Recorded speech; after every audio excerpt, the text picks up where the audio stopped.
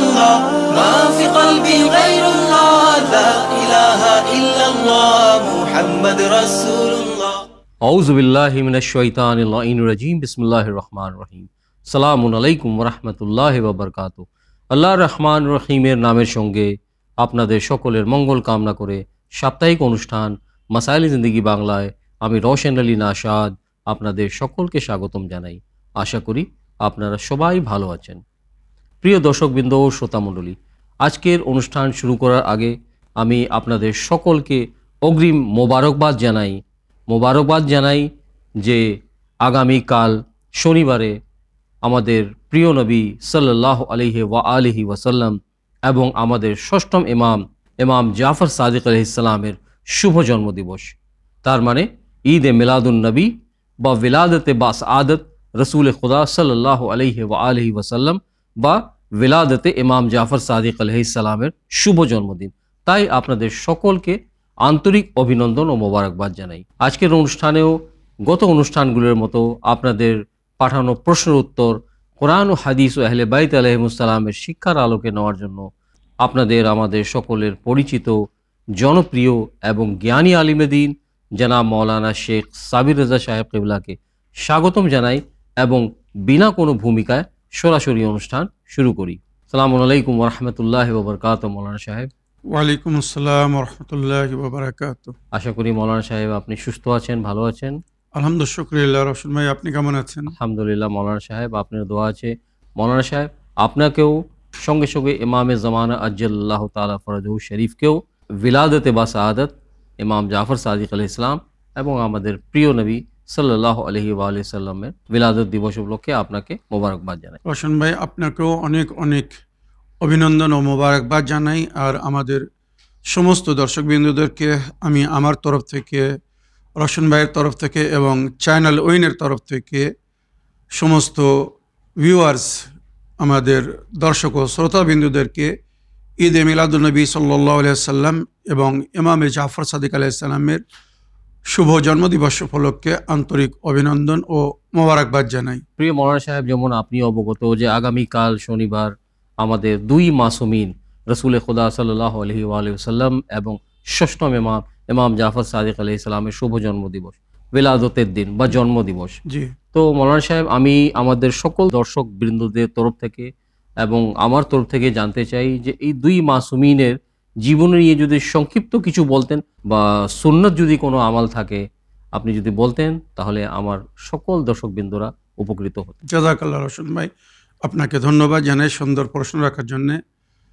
আমার প্রিয় দর্শক ও শ্রোতাবৃন্দ, যেমন রওশন ভাই আপনাদেরকে অভিনন্দন জানিয়েছেন এবং আমিও আপনাদের দরবারে শুভ জন্মদিবস উপলক্ষে মোবারকবাদ পেশ করেছি। এবারে আমি উভয় মাসুমিনের অর্থাৎ নবী করিম সাল্লাল্লাহু আলাইহি সাল্লামের এবং ইমামে জাফর সাদিক আলাইহিস সালামের জীবনী, সংক্ষিপ্ত জীবনী আপনাদের সামনে তুলে ধরতে চাই।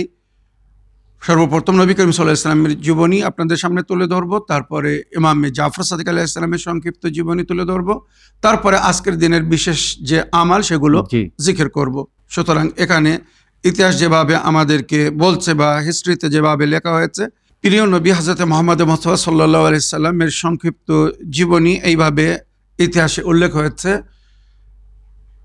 প্রিয় নবী আমাদের শেষ নবী ছিলেন, আল্লাহ রাব্বুল আলামিনের শেষ নবী ছিলেন, সৈয়দুল মুরসালিন, ওই জন্য ওনাকে বলা হয়। আর ওনার নাম হচ্ছে মোহাম্মদ ইবনে আবদুল্লাহ, আর ওনার কুনিয়াত বা ডাক নাম হচ্ছে আবুল কাসিম, যে নামে ওনাকে সম্বোধিত করা হতো বা সাহাবারা ওনাকে ডাকতেন আবুল কাসিম বলে। আর নবী করিম সাল্লাল্লাহু আলাইহি সাল্লামের পদবী বা লাকাব যাকে বলা হয় 99টি বা তারও বেশি, কিন্তু এখানে আমি সামান্য কয়েকটি উল্লেখ করব যেগুলো বেশিরভাগ ওনার নামের সঙ্গে ব্যবহার হয়। যেমন মোহাম্মদ নামের সঙ্গে মুস্তাফা ব্যবহার হয় অধিকাংশ। মুস্তাফা অর্থাৎ আল্লাহ যাকে চয়েস করেছেন, সিলেক্ট করেছেন সমস্ত নবীদের মধ্যে বা সমস্ত সৃষ্টির মধ্যে, ওই জন্য ওনাকে মুস্তাফা বলা হয়। সাদিক ও আমিন ছিলেন উনি। নবুয়াতের প্রকাশ্য ঘোষণার আগে যে দুই নামে উনি বিখ্যাত ছিলেন বা পদবিতে বিখ্যাত, একটা হচ্ছে সাদিক মানে সত্যবাদী, আর দ্বিতীয় আমিন মানে আমানতদার রূপে। আর আল্লাহ রসুল ছিলেন নিঃসন্দেহে রসুল আল্লাহ, হাবিব আল্লাহ, সফি আল্লাহ, নেহমত আল্লাহ, খায়রাতুল্লাহ ও খায়রাত খালকিল্লাহ, সৈয়দুল মুরসালিন, খাতেমিন নবীন, রাহমাতাল্লিল আলামিন, ওনার বিশেষ পদবীর মধ্যে যেগুলো উল্লেখ হয়েছে। আর কোরআনে যার জিকির হয়েছে যে যখন তোমরা আল্লাহর কোনো রহমত বা নেয়ামতের উপভোগ করবে তো উৎসাহিত হবে এবং আল্লাহর শুকর আদায় করবে। তো নবী করিম সাল্লাল্লাহু আলাইহি ওয়াসাল্লামের চেয়ে তো বড় রহমত কিছু হতেই পারে না, যেটা কোরআন বলছে ওয়া মা আরসালনাকা ইল্লা রাহমাতাল লিল আলামিন, আপনাকে পাঠায়নি কিন্তু বিশ্বের জন্য রহমত করে। তো ওই জন্য নবী করিম সাল্লাল্লাহু আলাইহি ওয়াসাল্লামের আগমনে আমরা উৎসাহিত হই, আনন্দিত হই, খুশি হই, আর এই ঈদে মিলাদুল নবী পালন করি। তো এই জন্য আল্লাহ আমাদেরকে অনুমতি দিচ্ছেন, বা স্বয়ং নবী করিম সাল্লাল্লাহু আলাইহি ওয়াসাল্লামও নিজের শুভ জন্মদিনে উনি প্রতি বছর রোজা রাখতেন আর আল্লাহর শুকর আদায় করতেন যে আল্লাহ ওনাকে বিশ্বের জন্য রহমত করে পাঠিয়েছেন, উম্মতের হেদায়েতের জন্য পাঠিয়েছেন, এবং এই দিনকে উনিও পালন করতেন এবং ওনার সাহাবারাও পালন করতেন। আর ওই দিনের যে উপাসনা ইবাদতগুলো ইনশাআল্লাহ আগে জিকির করব, যেগুলো নবী করিম সাল্লাল্লাহু আলাইহি ওয়াসাল্লামের শুভ জন্মদিবসের মুস্তাহাব বা সুন্নত আমাল হিসেবে আমরা আঞ্জাম দিই ইনশাআল্লাহ। তো নবী করিম সাল্লাল্লাহু আলাইহি ওয়াসাল্লামের শুভ জন্মদিবস আমাদের আহলে সুন্নাত ভাইরা 12 রবিউল আউয়াল পালন করে, কিন্তু অধিকাংশ ইতিহাসে বা আহলে বাইতের হিস্ট্রিতে আহলে বাইত যেটা বলেছেন 17 রবিউল আউয়াল 1 আমল ফিল 570 খ্রিস্টাব্দে নবী করিম সাল্লাল্লাহু আলাইহি ওয়াসাল্লাম মক্কায় শাবে আবু তালিবে জন্মগ্রহণ করেছিলেন। আর ওনার জন্ম হয় মক্কায়, আর ওনার ওয়াফাতের তারিখ যেটা অথেন্টিক তারিখ হচ্ছে 28 সফর 11 হিজরিতে বিদায় হজ থেকে ফিরে আসার পরে উনি পর্দা নিয়েছিলেন। 632 খ্রিস্টাব্দ ছিল। আর ওনার পবিত্র সমাধি বা ওনার রওজা হচ্ছে মদিনায় মসজিদুন নববী নামে বিখ্যাত। ওখানেই মসজিদেই ওনার হুজরা, আর হুজরায় ওনাকে দাফন করা হয়েছিল, সুতরাং ওখানেই ওনার রওজা। আর উনি মক্কা থেকে মদিনায় হিজরত করার আগে 53 বছর জীবন উনি মক্কায় কাটিয়েছিলেন। মনে রাখবেন, বেসাতের আগে 40 বছর, আর 40 বছর বয়সে যখন নবী মবুস বা রিসালাত হয়েছিলেন তো 13 বছর মক্কায় ছিলেন, মক্কায় দিনে তাবলীগ করেছিলেন। তারপরে আল্লাহর অনুমতিতে বা আল্লাহর হুকুমে উনি 53 বছর বয়সে হিজরত করে মক্কা থেকে মদিনায় গিয়েছিলেন, আর বাকি 10 বছর জীবন মদিনায় কাটিয়েছিলেন। এই হচ্ছে নবী করিম সাল্লাল্লাহু আলাইহি ওয়াসাল্লামের সংক্ষিপ্ত জীবনী। আর ওনার পিতার নাম জানাবে আব্দুল্লাহ, আর ওনার মা জননীর নাম হচ্ছে জানাবে আমেনা খাতুন। আর ওনার জীবন সাথী যাদের নাম উল্লেখ হয়েছে জীবন সাথী রূপে জানাবে খাদিজাতুল কুবরা।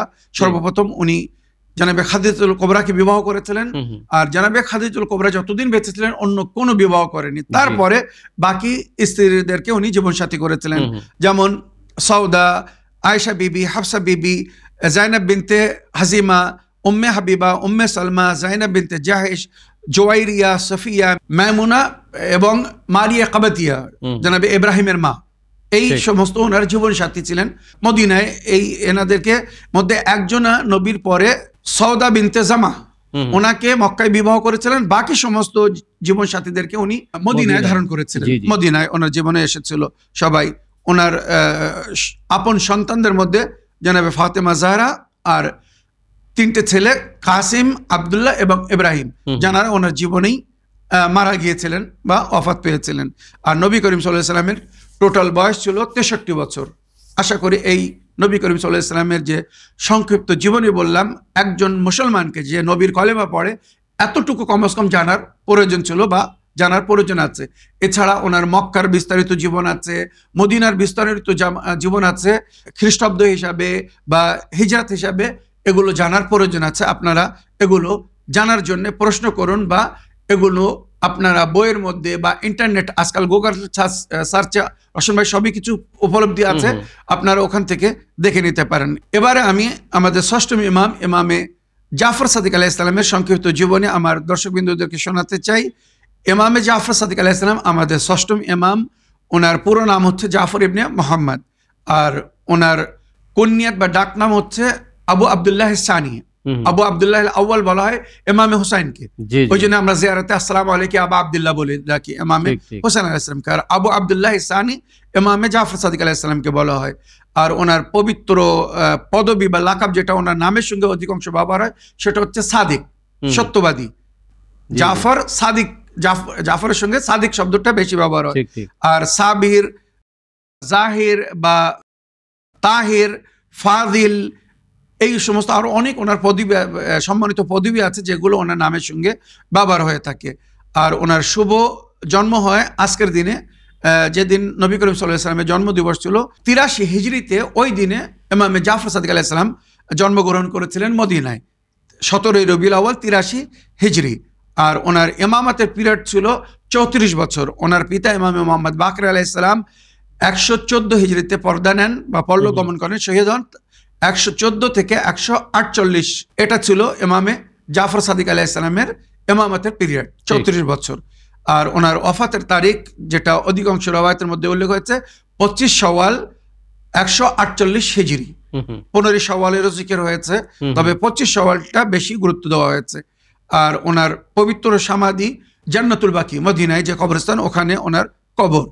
আর উনি অধিকাংশ মদিনায় জীবনযাপন করেছিলেন। ওখানেই ওনার মাদ্রাসা ছিল, মাদ্রাসা ইমামে জাফর সাদিক বিখ্যাত, যেখানে সমস্ত ধর্মের বা সমস্ত ফেরকার ছাত্ররা শিক্ষা লাভ করত এবং সমস্ত প্রকারের শিক্ষা লাভ করত। আহলে বাইত বা ইমামে জাফর সাদিক আলাইহিস সালাম শুধু ধার্মিক শিক্ষা দেননি রশন ভাই, সায়েন্স, মেডিকেল সায়েন্স বা সোশ্যাল সায়েন্স, সমস্ত সবকিছু শিক্ষা ওনারা দিয়েছিলেন। সুতরাং ইমামে জাফর সাদিক আলাইহিস সালামের সম্পর্কে যেটা ইতিহাসে লেখা হয়েছে, 4000 ছাত্র, বিভিন্ন জাত ও ধর্মের এবং বিভিন্ন প্রকারের ছাত্ররা ওনার কাছে একসময় শিক্ষা লাভ করত। আর ওনার পিতার নাম হচ্ছে ইমামে মোহাম্মদ বাকর আলাইহিস সালাম, ওনার মা জননী হচ্ছেন উম্মে ফরওয়া, আর ওনার স্ত্রী ফাতেমা ও হামিদা। আর ওনার সন্তানাদিদের মধ্যে ইসমাইল, আব্দুল্লাহ আল আফতা, উম্মে ফরওয়া, ইমামে মুসা কাদিম আলাইহিস সালাম, ইসহাক, মোহাম্মদ দিবাজ, আব্বাস, আলী, আসমা, ফাতেমা, এই সমস্ত ওনার সন্তান মানে ছেলে মেয়েদের জিকির হয়েছে। আর ওনার টোটাল বয়স ছিল 65 বছর। নবী করিম সাল্লাল্লাহু আলাইহি ওয়াসাল্লামের টোটাল বয়স ছিল 63 বছর, আর ইমামে জাফর সাদিক আলাইহিস সালামের টোটাল বয়স ছিল 65 বছর। আমি উভয় মাসুমিনের সংক্ষিপ্ত জীবনী শোনালাম। এছাড়া ওনাদের জীবনে অনেক কিছু জানার আছে। ওনারা কিভাবে হেদায়েত করেছেন, কিভাবে মুজিজা দেখিয়েছেন, ওনাদের কেরামতি কি ছিল, ওনাদের মানে ব্যক্তিগত জীবন কি ছিল, যেটা আমাদের জন্য উদাহরণ বা আইডিয়াল, মনে রাখবেন। এই সমস্ত কিছু জানার প্রয়োজন আছে। তো এ বিষয়ে মাসুমিনদের যে জীবনীর বই লেখা হয়েছে, আমি অনুরোধ করব আমার দর্শকবিন্দুদের কাছে, বিশেষ করে যারা নতুন আহলে বায়তের অনুগামী অনুসারী হচ্ছে, তাদের কাছে অনুরোধ করব আপনারা 14 মাসুমিনের জীবন কাহিনী পড়ুন, ওনাদের জীবনী পড়ুন। অনেক কিছু শিক্ষার আছে ওখানে। ওনারা আমাদের জন্য আইডিয়াল হয়ে এসেছিলেন। আর নারীদের জন্য জানাবে ফাতেমা জাহরা সালামুল্লাহ আলাইহা, উনি উদাহরণ ছিলেন, আইডিয়াল ছিলেন, আদর্শ ছিলেন। তা আমি আমার মা বোনদের কাছে অনুরোধ করব আপনারা জানাবে ফাতেমা জাহরার জীবনী পড়ুন, কিভাবে উনি এক নারীকে জীবনযাপন করতে বলেছেন, কিভাবে উনি নিজে জীবনযাপন করেছেন, আর কিভাবে এক নারীকে জীবনযাপন করতে বলেছেন।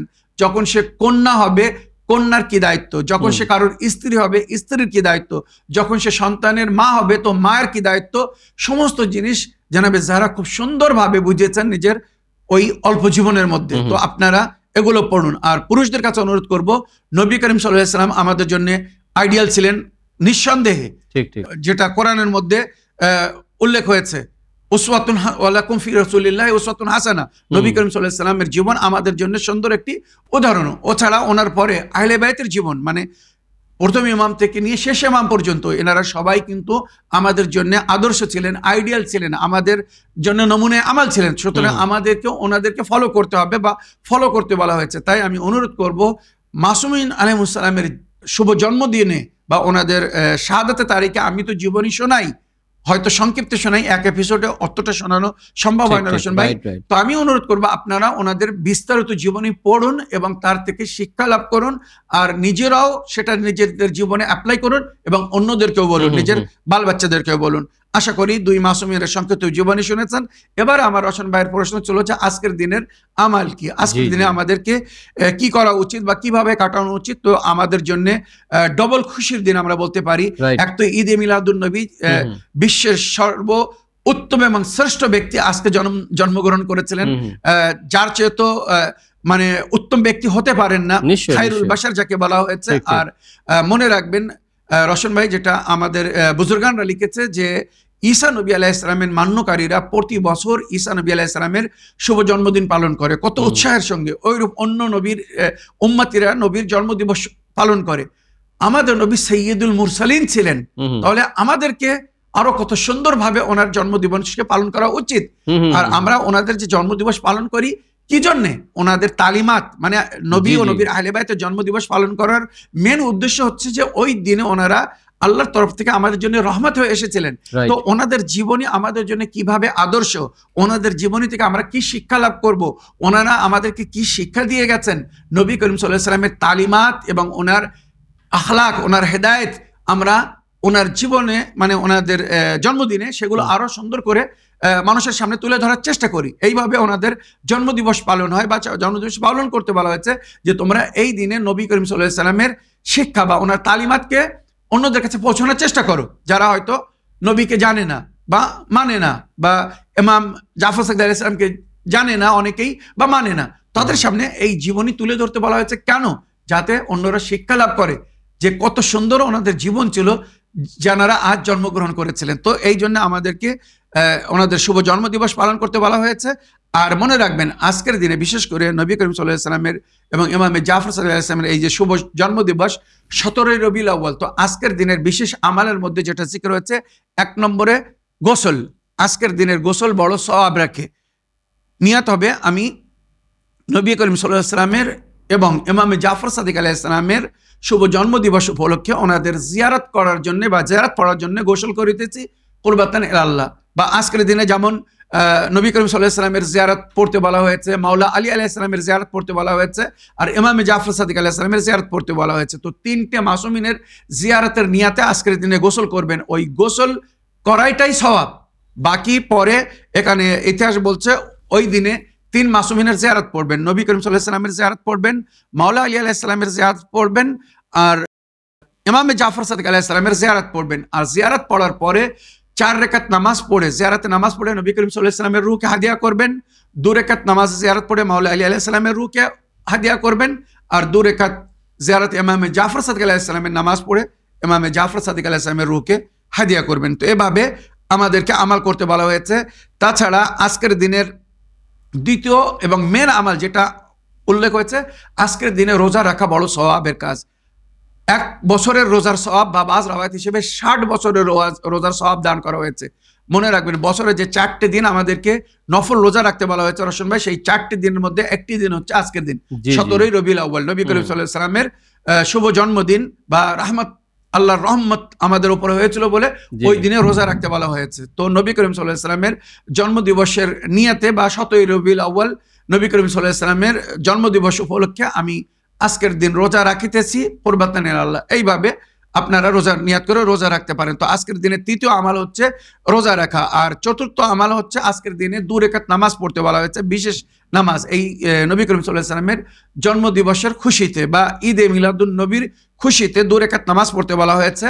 আর এই নামাজটা সূর্য একটু চলে যাওয়ার পরে, যেমন আমরা ঈদের নামাজ পড়ি ওইভাবে আজকের দিনে 2 রাকাত নামাজ পড়তে বলা হয়েছে। নিয়াত হবে আমি নবী করিম সাল্লাল্লাহু আলাইহি ওয়াসাল্লামের শুভ জন্মদিবস উপলক্ষে 2 রাকাত নামাজ পড়িতেছি কুরবাতান ইলাল্লাহ, বা ঈদে মিলাদুন নবীর 2 রাকাত নামাজ পড়িতেছি কুরবাতান ইলাল্লাহ।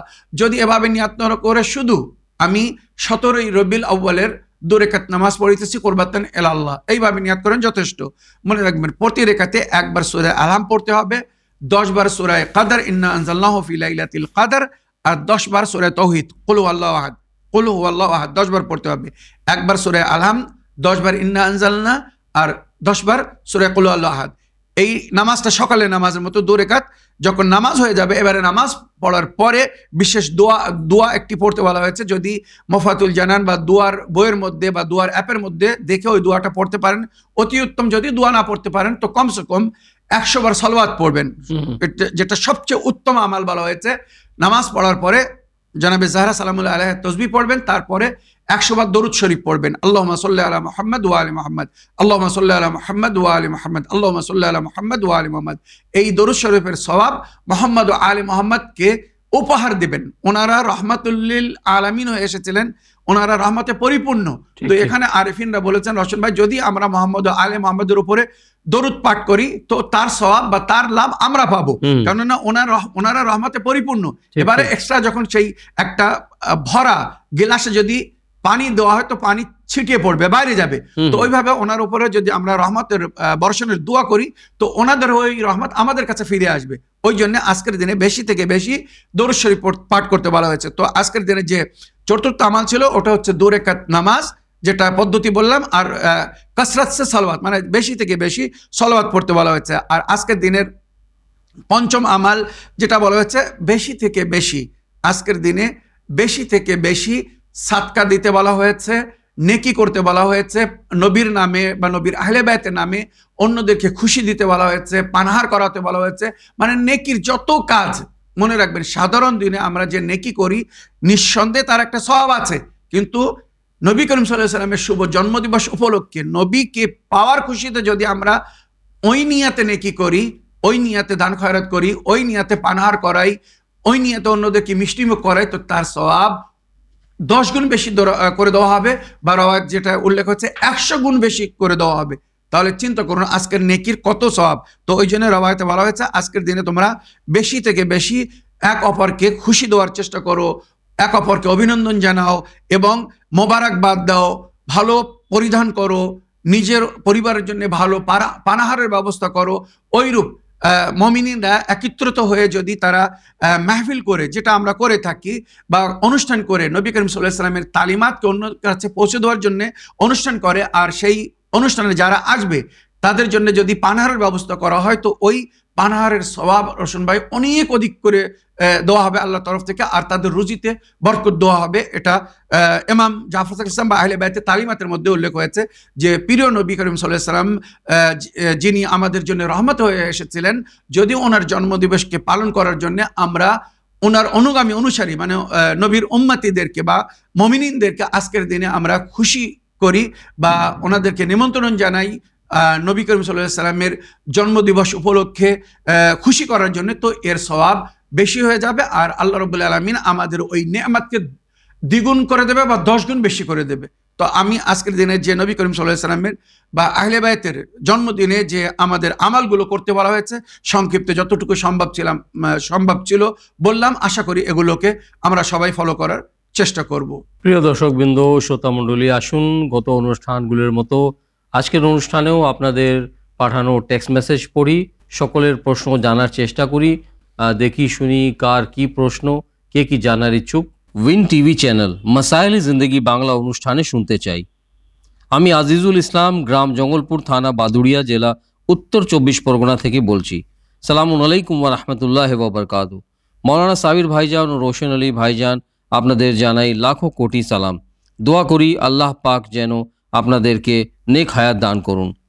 আমার একটা ছোট্ট আরজি, পবিত্র কোরআনে সূরা রহমানের 22 নম্বর আয়াতের ব্যাখ্যা করবেন। খোদা হাফিজ, ফি আমানিল্লাহ। ওয়া আলাইকুম আসসালাম ওয়া রাহমাতুল্লাহি ওয়া বারাকাতুহু। আজিজুল ভাই, দোয়ায় স্মরণে রাখার জন্য এবং এত সুন্দর প্রশ্নের মাধ্যমে মাসাইল জিন্দেগি বাংলা অনুষ্ঠানকে সহযোগিতা করার জন্য আমি আপনার ধন্যবাদ জানাই। মৌলানা সাহেব, আমাদের নিয়মিত দর্শক আজিজুল ভাই উত্তর 24 পরগনা থেকে জানার ইচ্ছুক যে সূরা রহমানের 22 নম্বরের আয়াত উনি ব্যাখ্যা জানার ইচ্ছুক। তো ব্যাখ্যা করা তো সম্ভব হবে না এত কম অনুষ্ঠানে, তো সংক্ষিপ্তে যদি আপনি কিছু তর্জুমা এবং সঙ্গে যদি সংক্ষিপ্তে ব্যাখ্যা বলতেন তাহলে আমরা সবাই উপকৃত হতাম। জাযাকাল্লাহ। আমার প্রিয় ভাই আজিজুল ইসলাম সাহেব, আপনার চিঠি লেখার জন্য এবং সুন্দর প্রশ্ন রাখার জন্য আপনাকে ধন্যবাদ জানাই। আপনি সূরা রহমানের আয়াত নম্বর 22-এর তর্জমা বা ব্যাখ্যা জানতে চেয়েছেন। ইয়াখরুজু মিনহুমাল লুলু ওয়াল মারজান। রোশন ভাই, এই আয়াতের ব্যাখ্যা করতে গেলে আমাকে সূরা রহমানের আয়াত নম্বর 19 পড়তে হবে, কেননা আয়াত নম্বর 19, 20, 21, 22 এই 4টে আয়াত আপোষে সম্পর্কিত। সুতরাং 19 নম্বর আয়াতে আল্লাহ রাব্বুল আলামিনের ইরশাদ হচ্ছে, মারাজাল বাহরাইনি ইয়ালতাকিয়ান। দুটো সমুদ্র, নূরের সমুদ্র এক জায়গায় হয়। জি।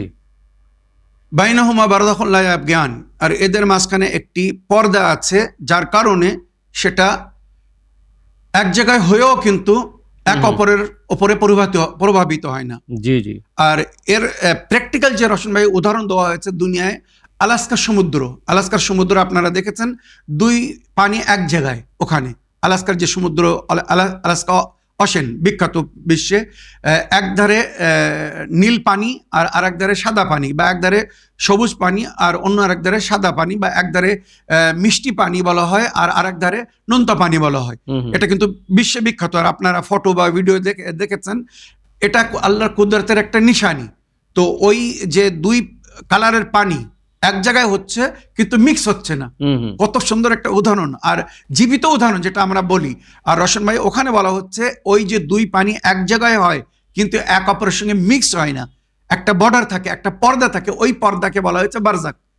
আর এখানে যেটা আরো উল্লেখ হয়েছে মারাজ আল বাহরাইন, মারাজ এই যে কি ধরনের পর্দা, যে দুটো একসঙ্গে মিলছে আবার কিন্তু মিক্স হচ্ছে না, এটা নূরের একটা উদাহরণ দেওয়া হয়েছে। তো এটার প্র্যাকটিক্যাল উদাহরণ ওই আলাস্কার সমুদ্র হিসেবে বলা হয়েছে। দেখো দুই পানি এক জায়গায় কিন্তু এক অপরের সঙ্গে মিক্স হচ্ছে না, পরিষ্কার বোঝা যাচ্ছে এই সাইডে মিষ্টি পানি, এই সাইডে নোনতা পানি, বা এই সাইডে ব্লু পানি, এই সাইডে সাদা পানি বা গ্রিন পানি, একধারে সাদা পানি। আপনারা সবাই ফটোয় দেখতে পারেন বা ডাইরেক্ট ইন্টারনেটের মাধ্যমে দেখতে পারেন। তো এইভাবে জিকির হয়েছে। আর ওখানে রশন ভাই এখানে যেটা বৈজ্ঞানিকরা বা বিশেষজ্ঞরা বলেছেন যে এই দুই সমুদ্রের পানি যেখানে এক জায়গা হয়ে এখানে লুলু এবং মারজান দুটি সমুদ্রের খাজানা যাকে বলি, খনি আমরা বলি, মূল্যবান পাথর দুটো, একটি হচ্ছে মতি মানে লুলু যাকে বলা হয় মতি, আর দ্বিতীয় হচ্ছে মারজান। মারজান ফেমাস স্টোন, সবাই এটা পরিধান করে, এটার অনেক গুণ আছে। তো এই দুই পাথর নাকি ওখানে সৃষ্টি হয়। তারপরে পানির মাছের মাধ্যমে হোক বা ঝিনুকের মাধ্যমে হোক, সিপ যাকে বলা হয় সাদাফ, এর মাধ্যমে হোক বিভিন্ন জায়গায় ওটা আবার আল্লাহ রাব্বুল আলামিনের কুদরতি নিশানি ছড়িয়ে যায়, পৌঁছে যায়, কিন্তু জন্ম হয় ওখানে নাকি, এটা বলা হয়েছে। তো এখানে এই যে সাধারণ উদাহরণ, ওই সমুদ্রকে সংকেত বলা হয়েছে, তার কিন্তু বাস্তবে এই আয়াতের যে অরিজিনাল ব্যাখ্যা রশন ভাই যেটা আমার ভাই জানতে চেয়েছেন সেটা হচ্ছে যে ওই দুই নূরের সমুদ্র বলা হয়েছে মাওলা আলী এবং ফাতিমা জাহরা সালামুল্লাহ আলাইহাকে মারাজাল বাহরাইনে ইয়ালতাকিয়ান। এই যে দুই নূরের সমুদ্র, একদিকে মাওলা আলী আলাইহিস সালাম আর অন্যদিকে জানাবে জাহরা, এই দুই নূর যখন এক জায়গায় হয়েছিল তো ওনাদের নূর থেকে যে লুলু আল মারজান জন্ম নিয়েছিলেন ইমামে হাসান ও হুসাইনকে। সমস্ত তাফসিরের মধ্যে লেখা হয়েছে লুলু আল মারজান, লুলু মানে ইমামে হাসান আলাইহিস সালাম আর মারজান মানে ইমামে হুসাইন আলাইহিস সালাম। এখানে অনেক বিস্তারিত ব্যাখ্যা আছে, অতটা বলার সময় নেই। তো এখানে শুধু সংক্ষিপ্ত এতটুকু বলতে চাই, আমার প্রিয় ভাই আজিজুল ইসলাম সাহেব, এই যে আয়াতে বলা হচ্ছে মারাজ আল বাহরাইনি ইয়ালতাকিয়ান, যেখানে নূরের দুই সমুদ্র মিলেছে আর তাদের মাধ্যমে এখানে লুলু এবং মারজান সৃষ্টি হয়েছে। তো এই লুলু এবং মারজান বলতে ইমাম হাসান ও হুসাইনকে বলা হয়েছে, যারা মা ফাতেমা এবং মাওলা আলী আলাইহিস সালামের মিলনে এই দুনিয়ায় জন্মগ্রহণ করেছিলেন বা সাক্ষাতের কারণে এই দুনিয়ায় ওনারা সৃষ্টি হয়েছিলেন। তো ইয়াখরুজু মিনহুমা লুলু আল মারজান মানে এর থেকে লুলু আল মারজান বাহির হয়, তার মানে ইমামে হাসান ও হুসাইনকে লুলু এবং মারজান বলা হয়েছে। আশা করি আপনি নিজের প্রশ্নের উত্তর পেয়েছেন। প্রিয় দর্শকবৃন্দ, আসুন আরেকটি টেক্সট মেসেজ পড়ি, দেখি কার কি প্রশ্ন, কে কি জানার ইচ্ছুক। মাসাইল জিন্দগির জন্য প্রশ্ন। শ্রদ্ধে কিবলা ও রোশন আলী নাশাদ ভাইজান, আপনাদের দুজনকে আমার সালাম। আসসালামু আলাইকুম ওয়া রাহমাতুল্লাহি ওয়া বারাকাতুহু। এক বোনের কাছ থেকে শুনলাম বাচ্চাকে পুতুল কিনে দেওয়ার পর বাচ্চা ঘুমাতে পারে না, মধ্যরাতে ঘুম থেকে উঠে কান্না করে আর বলে, আম্মু পুতুলকে আমার কাছে এনো না, আমাকে মারে। কিন্তু মা বাচ্চা মানুষের শিশু সুলভ কল্পনা ভেবে গুরুত্ব সহকারে নেয় না। কিন্তু এই ঘটনার কয়েকবার পুনরাবৃত্তি হতে লাগলো। একদিন বাচ্চাকে গোসল করানোর সময় কাপড় খুলে দেখে যে বাচ্চার গায়ে আঁচড়ের দাগ, খামচির দাগ। বাচ্চাকে জিজ্ঞাসা করার পর উত্তরে বলে যে পুতুল ওকে মেরেছে, খামচি দিয়েছে। প্রশ্ন হলো, পুতুলের এই রহস্যের কারণ কি হতে পারে? বাচ্চাকে পুতুল কিনে দেওয়ার ব্যাপারে ইসলাম কি বলে? করণীয় কি? দয়া করে বলবেন। আলী মেহেদি নূর, ঢাকা থেকে। ওয়া আলাইকুম আসসালাম ওয়া রাহমাতুল্লাহি ওয়া বারাকাতুহু। আলী মেহেদি নূর ভাই, দয়ায় স্মরণে রাখার জন্য এবং এই সুন্দর প্রশ্নের মাধ্যমে মাসাইল জিন্দেগি বাংলা অনুষ্ঠানকে সহযোগিতা করার জন্য আমি আপনার ধন্যবাদ জানাই। এই ঘটনাটা অ্যাকচুয়াল যদিও আমাদের ভাই মেনশন করেছেন, কয়েক জায়গায় হয়েছে ঘটনা, দেখা যায়, শোনা যায়। জি জি জি। তো এই বিষয়ে আমাদের শরীয়ত বা কোরআন ও হাদিস ও আহলে বাইত আলাইহিস সালামের শিক্ষা কি বলে? ওয়ালাইকুম আসসালাম রাহমাতুল্লাহি ওয়া বারাকাতুহু। প্রিয় ভাই আলী মেহেদি নূর, আপনি যেটা চিঠিতে উল্লেখ করেছেন বা লিখেছেন এটা কিন্তু একটা বাস্তব ঘটনা। এই ধরনের ঘটনা অনেক সময় আমাদের পরিবেশে, আমাদের ঘরে বাড়িতে আমরা দেখে থাকি বা ঘটে থাকে। আর যেটা শরীয়তে বলা হয়েছে, আহলে বাইতের তালিমাতের মধ্যে উল্লেখ হয়েছে, রশন ভাই অনেক সময় জি। এই সমস্ত পুতুল যেগুলো বাড়িতে রাখা হয় বাচ্চাদের খেলার জন্য দেওয়া হয়, জিন্নাতেরা সুযোগ ধরে এর মধ্যে স্থান গ্রহণ করে, আর ওখান থেকে ওরা একটা সুযোগ ধরে ওই পুতুলের মধ্যে প্রবেশ করে ওরা নড়াচড়া করে বাচ্চাকে, যেটাকে আমরা কিনে দিয়েছি আনন্দের জন্য, ওখানে বাচ্চাকে সে ভয় দেখায়। আবার যেমন ওই ঘটনায় লেখা হয়েছে আঁচড়ে নিয়েছে, ওকে খামচেছে, এ ধরনের ঘটনা হয়, কিন্তু এটা বাস্তব। কিন্তু তাই আমি অনুরোধ করব, শরীয়তে এমনি ঘরে বাড়িতে পুতুল রাখা মকরু রশন ভাই, যেটা শরীয়তে বলা হয়েছে। প্রথম তো পুতুল তৈরি করা মানে পুরো মানুষের আকৃতি দেওয়া, এটা শরীয়তে নিষেধ করা হয়েছে। তাছাড়া ঘরের বাড়িতে পুতুল রাখা মকরু, কেননা এই সমস্ত পুতুলের মধ্যে জিন প্রবেশ করে, আর ওরা অনেক সময় ভয় দেখায়, ক্ষতি করে, লুকিয়ে থাকে, রাতের অন্ধকারে ওরা প্রকাট করে, আর এই ধরনের ঘটনা ঘটে থাকে, যেটা ওই বাচ্চা নিজে চোখে মাসুম চোখে দেখেছে সেটা, আর বাস্তব দেখেছে। এই ধরনের ঘটনা কিন্তু হয়ে থাকে। তাই আমি যাদের ঘরে এই ধরনের ঘটনা হচ্ছে, আমি তাদের কাছে অনুরোধ করব, বাড়িতে যদি পুতুল থাকে সঙ্গে সঙ্গে সরিয়ে দিন। মনে রাখবেন, বাড়িতে পুতুল রাখা শরীয়তে মকরু বলা হয়েছে, হারাম না, মকরু। মকরু মানে যে কাজ না করা ভালো, তবে করলে কোনো পাপ নেই। তবে এই ধরনের যদি অশান্তি দেখা যায়, বিশৃঙ্খলা ঘটে, জিন্নাতরা সুযোগ ধরে যদি সেটাকে ব্যবহার করে, তো বাচ্চারা শান্তি পাওয়ার জায়গায়, উৎসাহিত হওয়ার জায়গায়, খুশি হওয়ার জায়গায় আরো কষ্ট হবে। যেমন এই বাচ্চা বা বাচ্চার জন্য আপনি উল্লেখ করেছেন, তো ঘর থেকে সঙ্গে সঙ্গে পুতুল সরিয়ে দিন। আর যদি বাচ্চির ওপরে বা বাচ্চার উপরে এই ধরনের কোনো প্রভাব দেখা যায়, তো হিরজে আবু দুজানা, নবী করিম সাল্লাল্লাহু আলাইহি ওয়াসাল্লাম নিজের সাহাবী আবু দুজানাকে একটা হিরজ লিখে দিয়েছিলেন জিন্নাতের আঘাত থেকে, আক্রমণ থেকে রক্ষা পাওয়ার জন্য। তো বাড়িতে বা ঘরে ওই হিরজটা কোনো জায়গায় লাগিয়ে দিন, আর যেখানে বাচ্চা বা বাচ্চারা ঘুমাবে তাদের বালিশের নিচে ওই হিরজে আবু দুজানা রেখে দিন। ইনশাআল্লাহ জিন আর কোনো প্রকারের আঘাত করবে না বা ক্ষতি করতে পারবে না। আর এটাও উল্লেখ হয়েছে, কোনো লোহার জিনিস বালিশের নিচে রেখে দেবেন, বিছানার নিচে রেখে দেবেন, বাচ্চারা ভয় পাবে না বা ওখানে জিন এসে আক্রমণ করবে না। তো আমার প্রিয় ভাই, আশা করি আপনার প্রশ্নের আপনি উত্তর পেয়েছেন। প্রিয় দর্শক বৃন্দ, আরেকটি টেক্সট মেসেজ পড়ি, দেখি কার কি প্রশ্ন, কে কি জানার ইচ্ছুক। আসসালামু আলাইকুম মৌলানা সাবির ভাই, আমি রোশন আলী ভাইকেও সালাম জানাচ্ছি। আমি হুগলি থেকে লিখছি। আমার এই প্রশ্নের উত্তর শুক্রবারের এপিসোডে দেখতে চাই। আমার একটি ছেলে আছে, আমি অনেক কিছু করছি কিন্তু কিছুতেই দ্বিতীয় বাচ্চা হচ্ছে না। আমি এই নিয়ে খুব চিন্তায় আছি। মাঝে একবার মিসক্যারেজ হয়েছে, আপনি একটু দেখে বললে ভালো হয়। আমার দ্বিতীয় সন্তান হবে কি হবে না। আমি আমার নামটা নিজে লিখছি, আপনারা প্লিজ আমার নামটা গোপনীয় রাখবেন, একটু অসুবিধা আছে, আমার প্রশ্নের উত্তর দেবেন প্লিজ। আমি খুব ঝামেলাতে আছি, কিছু ভুল হলে ক্ষমা করে দেবেন। আমি নিজে আমার নাম এবং আমার স্বামীর নাম লিখছি। ওয়ালাইকুম আসসালাম ওয়া রাহমাতুল্লাহি ওয়া বারাকাতুহু। প্রিয় বোন বা আপা, প্রশ্নের মাধ্যমে মাসাইলে জিন্দেগি বাংলা অনুষ্ঠানকে সহযোগিতা করার জন্য ধন্যবাদ জানাই, এবং আপনি নিশ্চিন্ত থাকবেন, আপনার যখন ইচ্ছা নেই তো কোনো প্রকারেও আপনাদের নাম বা আপনার নাম আমাদের স্ক্রিনে শো করা হবে না। মৌলানা সাহেব, অনেক বলা যায় যে পেইনফুল কন্ডিশনে বোন আছেন, ওনার শুধুমাত্র একটি সন্তান, তো ওনার ইচ্ছা যে আরও কয়েকটি সন্তান হবে কি হবে না, যদি হবে তো কখন হবে, এই বিষয়ে উনি আপনাকে কি যে দেখতে বলেছেন আমি জানি না, যে ইস্তেখারা দেখতে বলেছেন উনি মেনশন করেন নেই। ওয়ালাইকুম আসসালাম ওয়া রাহমাতুল্লাহি ওয়া বারাকাতুহু। আমার প্রিয় বোন, আল্লাহ রাব্বুল আলামিন আপনাকে এবং আপনার স্বামীকে বা আপনার পরিবারকে পরিপূর্ণ সুস্থতা দান করুন। অনেক সময় আমাদের নিজেদের ভুলের কারণে রশন ভাই এটা হয়ে থাকে। জি, অনেক সময় প্রিকশন ব্যবহার হয়, কিন্তু সেটা অথেন্টিক নিয়মে ব্যবহার হয় না। আমার প্রিয় বোন, অনেক সময় আমাদের ভুল ট্রিটমেন্টের কারণে এই ধরনের সমস্যা দেখা যায়।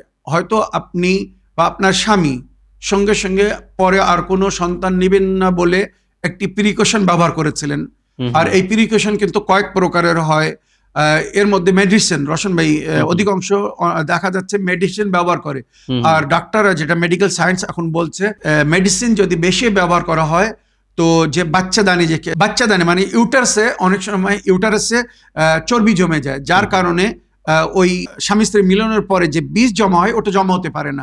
সুতরাং এই ভুলের কারণে অনেক সময় দ্বিতীয় সন্তান আর নিতে পারে না বা নেওয়া যায় না। তো আমার প্রিয় বোন, হয়তো কিছু ভুলের কারণে এটা হয়েছে, তবে এর জন্য নিরাশ হবেন না। আল্লাহ রাব্বুল আলামিন বলছেন, লা তাকনুতু মিন রাহমাতুল্লাহ, আল্লাহর রহমত থেকে নিরাশ হয় না। এর আগে রশন ভাই 2 সপ্তাহ আগে আমরা এ বিষয়ে বিস্তারিত উপায় বলে দিয়েছি, কিভাবে সন্তান নেওয়া যাবে বা সন্তান নেওয়ার জন্য কি করতে হবে। আবার পুনরায় অতটা রিপিট করার প্রয়োজন নেই বা সময়ও নেই। তো আমি সংক্ষিপ্তে বলবো, আমার প্রিয় বোন, এবারে যখন আপনাদের স্বামী স্ত্রীর মিলন হবে, তো আপনারা এই মিলনের পরে যদি গর্ভে সন্তান আসে, মিসক্যারেজ হওয়া থেকে বাঁচার জন্য আমি আপনাকে উপায় বলে দিচ্ছি। সূরা মারিয়াম পড়তে থাকবেন। সূরা মারিয়াম প্রতিদিন যে কোনো এক সময় পড়তে থাকবেন। আর সূরা নূহ আয়াত নম্বর 12 পড়বেন। সূরা নূহের আয়াত নম্বর 12।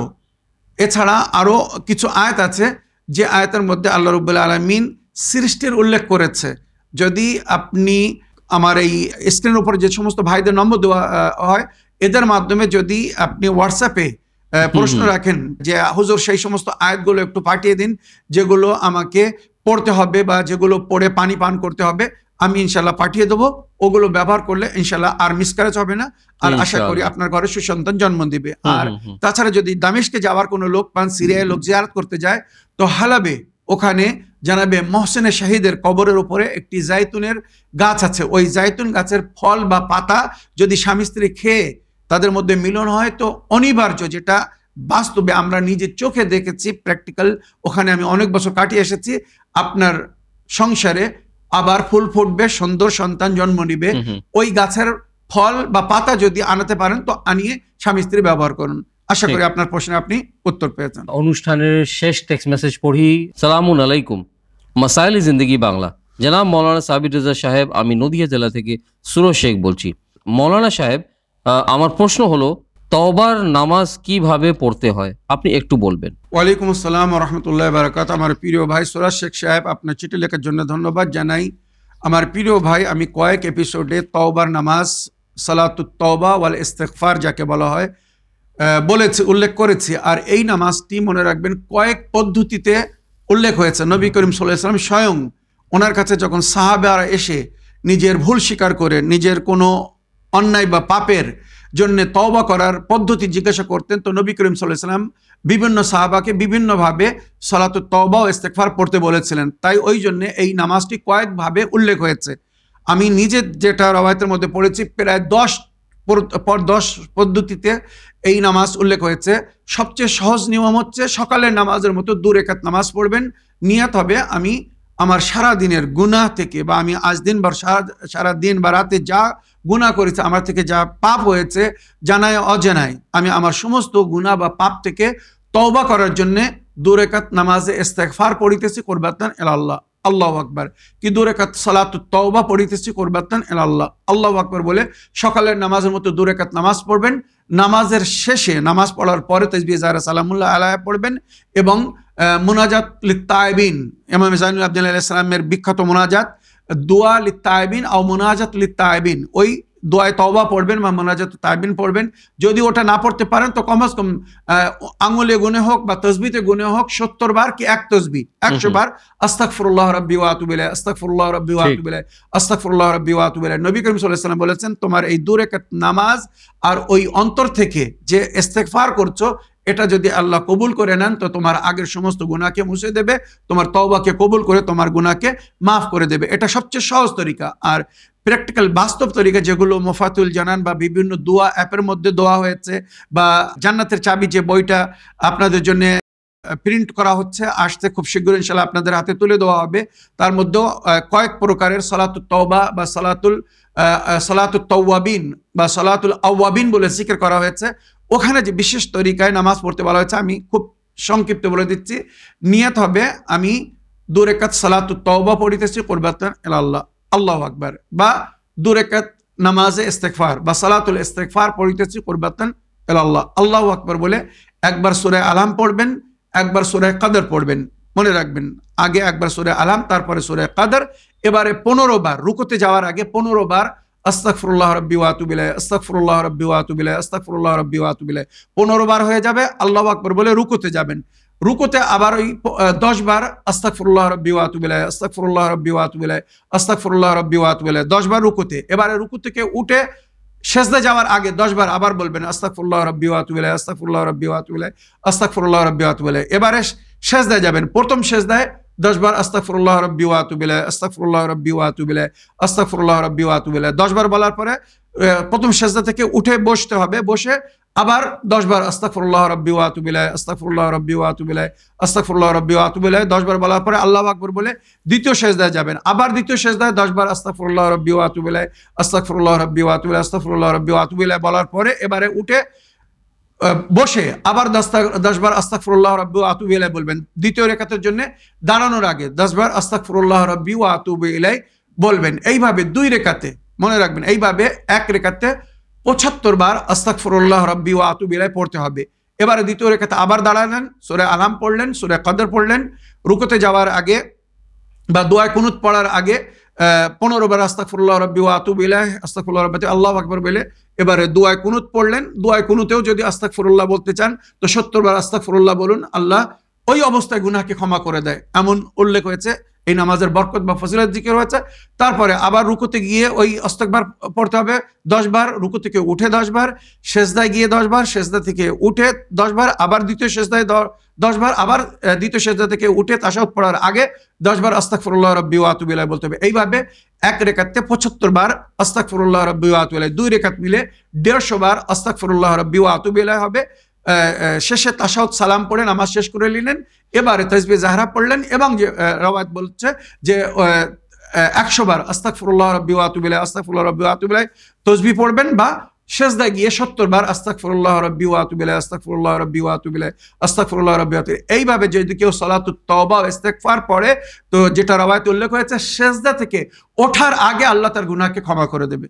রশন ভাই, তো আমি আজকের এপিসোডে যতটুকু সম্ভব ছিল একটি একদম কমন সাধারণ তরিকা বললাম। সকালের নামাজের মতো 2 রাকাত শুধু নিয়ত হবে সালাতুত তওবার বা সালাতুল ইস্তেগফারের, আর দ্বিতীয় মানে বিস্তারিতভাবে যেভাবে সালাতুত তওবা পড়তে বলা হয়েছে ওইভাবে বললাম। আশা করি সুরাজ শেখ ভাই কিভাবে সালাতুত তওবা ও ইস্তেগফার পড়তে হবে, যে নামাজ পড়লে আল্লাহ রাব্বুল আলামিন আমাদের পূর্বের গুনাহকে ক্ষমা করবেন, যেটা রওয়ায়াতে উল্লেখ হয়েছে মাওলা আলী আলাইহিস সালাম বলেছেন প্রতিদিন রাত্রে এশা নামাজের পরে কেউ যদি এই নামাজ পড়ে শোয় ঘুমায় তো আল্লাহ ওই দিনের তার সমস্ত গুনাহকে ক্ষমা করে দেবে। তো আশা রাখি সালাতুত তওবা কিভাবে পড়তে হবে বা কিভাবে পড়তে হয় বুঝতে পেরেছেন। প্রিয় দর্শকবৃন্দ, আসুন অডিও মেসেজ প্লে করি, ভয়েসমেল প্লে করি, দেখি কার কি প্রশ্ন, কে কি জানার ইচ্ছুক। আসসালামু আলাইকুম মাওলানা সাহেব, আমি মুর্শিদাবাদ থেকে মর্জিনা বলছি।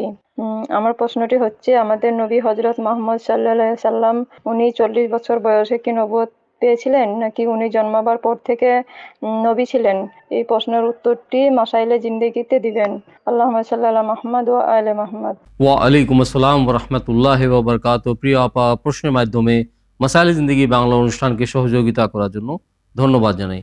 মাওলানা সাহেব, আমাদের নিয়মিত দর্শক মর্জিনা আপার প্রশ্ন যে প্রিয় নবী সাল্লাল্লাহু আলাইহি সাল্লামের কি যে মানে নবুয়ত পেয়েছিলেন 40 বছরে পেয়েছিলেন না উনি তার আগে নবুয়ত পেয়েছিলেন? ওয়ালাইকুম আসসালাম ওয়া রাহমাতুল্লাহি ওয়া বারাকাতুহু। আমার প্রিয় বোন, আপনার প্রশ্নের উত্তর আমি নবী করিম সাল্লাল্লাহু আলাইহি সাল্লামের বাণী বা ওনার হাদিসের মাধ্যমে দিতে চাই, যেটা উনি বলেছিলেন, কুনতু নবিয়ান ওয়া কানাল আদমু বাইনাল মাই ওয়াত তিন।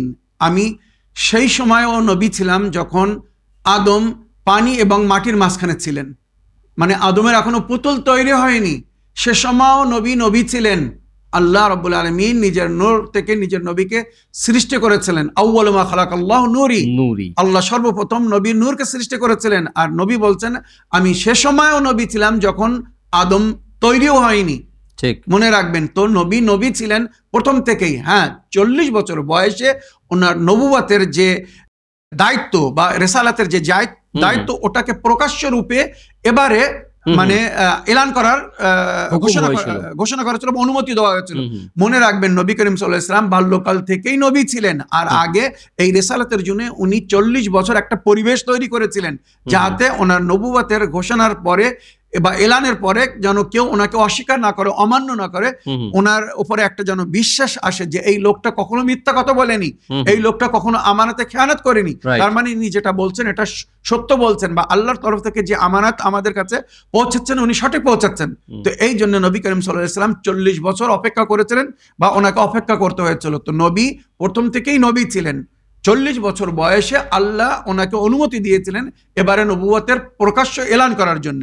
মনে রাখবেন, এছাড়া কিছু না। নবী প্রথম থেকেই নবী ছিলেন। প্রিয় দর্শকবৃন্দ, আসুন আরেকটি অডিও মেসেজ প্লে করি, দেখি কার কি প্রশ্ন। আসসালামু আলাইকুম মৌলানা সাহেব, আমি মুর্শিদাবাদ থেকে মর্জিনা বলছি। বলছি ইমাম হাসান আলাইহিস সালাম এবং হুসেন আলাইহিস সালামের পবিত্র নাম কে রেখেছিলেন এবং ওই নামের বরকত এবং ফজিলত বলবেন। এই প্রশ্নের উত্তরটি মাসাইলে জিন্দেগিতে দিবেন। আল্লাহুম্মা সাল্লি আলা মুহাম্মদ ওয়া আলি মুহাম্মদ। ওয়া আলাইকুম আসসালাম ওয়া রাহমাতুল্লাহি ওয়া বারাকাতুহু। প্রিয় আপা, প্রশ্নের মাধ্যমে মাসাইলে জিন্দেগি বাংলা অনুষ্ঠানকে সহযোগিতা করার জন্য ধন্যবাদ জানাই। মৌলানা সাহেব আবার পুনরায় জি জি জি জানতে ওনার চাচ্ছেন। প্রশ্ন। জি জি। আমার প্রিয় বোন ইমামে হাসান ও ইমাম হোসেন আলাইহিসসালামের নাম স্বয়ং নবী করিম সাল্লাল্লাহু আলাইহি ওয়াসাল্লাম রেখেছিলেন। আর এই জন্য রেখেছিলেন, যেটা রওয়ায়াতে উল্লেখ হয়েছে, নবী করিম সাল্লাল্লাহু আলাইহি ওয়াসাল্লাম হযরত আলী আলাইহিসসালামকে উদাহরণ দিয়ে বলেছিলেন, ইয়া আলী আনতা মিন্নি বিমানজিলাতি হারুন মিন মুসা। আই আলী, তোমার সম্পর্ক আমার সঙ্গে তেমন যেমন হারুনের সম্পর্ক ছিল মুসার সঙ্গে। হারুন জানাবে মুসা নবীর ভাই ছিলেন এবং ওনার প্রতিনিধি বা ওনার খলিফা ছিলেন। ঠিক। আর হারুন নবীর দুটো সন্তান ছিল, একটা নাম ছিল সুব্বার আর একটা নাম ছিল শাব্বির। তো ওই জন্য নবী করিম সাল্লাল্লাহু আলাইহি ওয়াসাল্লাম সুব্বার ইব্রানি ভাষা বা শাব্বির ইব্রানি ভাষা, তার আরবি ভাষা হয় হাসান এবং হোসাইন। মানে ওই যে শব্দের অর্থ, হাসান মানে নেকুকার, নেক এবং সুন্দর, হুসন হাসান ওর থেকে ব্যবহার হয়। ওইরূপ হোসাইন মানে আরো নেকুকার বা আরো সুন্দর। এই জন্য হাসান ও হোসাইন ওই সাব্বার ও সুব্বারের আরবি অর্থ তর্জমা। তাই নবী করিম সাল্লাল্লাহু আলাইহি ওয়াসাল্লাম নিজের দুই সন্তানের বা নিজের দুই নাতির, বড় নাতির নাম রেখেছিলেন সুব্বার মানে হাসান, আর ছোট নাতির নাম রেখেছিলেন সুব্বাইর বা শাব্বির থেকে হুসাইন। আর এই দুই নামের বড় ফজিলত এবং গুণ বর্ণনা হয়েছে, যেটা নবীর হাদিসে উল্লেখ হয়েছে। নবী করিম সাল্লাল্লাহু আলাইহি ওয়াসাল্লাম বলেছেন, কেউ যদি নিজের সন্তানের নাম আমার বা আমার আহলে বায়তের কোনো ব্যক্তির নামের উপরে নাম রাখে, আহলে বায়ত বলতে পঞ্চতনে পাক বা 12 ইমামের নামের উপরে কেউ নাম রাখে, তো পরকালে আমি তার শাফাআত করব। আর যে পিতা বা মাতা নাম রাখবে আর যে সন্তানের নাম হবে, এরা আমার শাফাআত পাবে আর এরা আমার শাফাআতে জান্নাতে যাবে এবং আমার জান্নাতে আমার নিকটতম স্থান পাবে। তো এই দুই নাম মানে ইমামে হাসান ও হোসেন আলাইহিস সালামের নামের যে ফজিলত বা বরকত যেটা জিকির হয়েছে মাসুমিনদের রওয়ায়াতের মধ্যে, মানে যে সন্তানের নাম হাসান ও হোসেন রাখা হয় তারা নাকি দেখতে শুনতেও সুন্দর হয়। আগে থেকে, যদি জন্মের আগে থেকে নিয়ত করে নেওয়া হয় যে আমার ছেলে হলে আমি তার নাম রাখবো হাসান বা আমার ছেলে হলে তার নাম রাখবো হোসেন। তো এক তো ওই বংশ, মানে যারা নিজের সন্তানের জন্য আগে থেকে নিয়ত করে নেয় যে আমাদের এখানে সন্তান হলে আমি হাসান হোসেন নাম রাখবো, তো হাসান হোসেন নবী নিজের সন্তানদের নাম রেখেছিলেন বলে তারপরে আর নবীর কোনো সন্তান মারা যাননি, মনে রাখবেন। এর আগে নবীর তিনটি সন্তান হয়ে মারা গিয়েছিল, তাই হাসান হোসেন নাম রাখতে বলেছিলেন, আল্লাহর তরফ থেকে ওনাকে ইশারা দেওয়া হয়েছিল। তো হাসান হোসেন নাম রাখলে বংশ বৃদ্ধি পায় এবং জীবন বৃদ্ধি হয়, তাদের জীবনে উন্নতি হয়, সংসারে বরকত হয়, মাতা পিতার জীবনে অনেক উন্নতি হয়। আর হাসান হোসেন নাম রাখার পরে, যেটা নবীর আহলে বায়ত বলেছেন, ওই নাম নিয়ে যখন বাচ্চাদেরকে ডাকবে তো তার সঙ্গে কোনো অশোভনীয় ভাষা ব্যবহার করবে না। যেমন আমাদের পরিবেশে আমরা দেখি অনেক সময় মাতা পিতা রাগ করে ছেলের নাম নিয়ে বিদ্রুপ কথা বলে বা আয়াজুবিল্লাহ গালিগালাজ করে। তো যদি হাসান ও হোসেন নাম রাখো তো কখনো যেন ওই বাচ্চাকে গাল দিও না, ওই নাম নিয়ে ডেকে যেন গাল দিও না, কারণ এটা হাসান হোসেন আলাইহিস সালামের নামের অসম্মান করা হবে, অপমান করা হবে।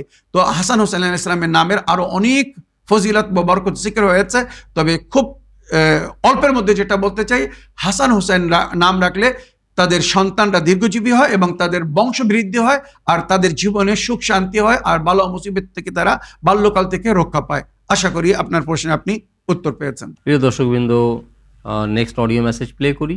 বিসমিল্লাহির রহমানির রহিম।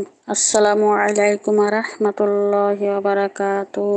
হুজুর সাহেব কেমন আছেন? আল্লাহ পাক আপনাকে ভালো রাখুক, বহুত নেক হায়াত দান করুক। রওশন আলী দাদা সাহেবের সঙ্গে এই দিনের কাম দীর্ঘ হায়াত আল্লাহ পাক যেন দান করে, এই প্রোগ্রাম যেন আল্লাহ পাক জারি রাখার তৌফিক দান করে, আমিন।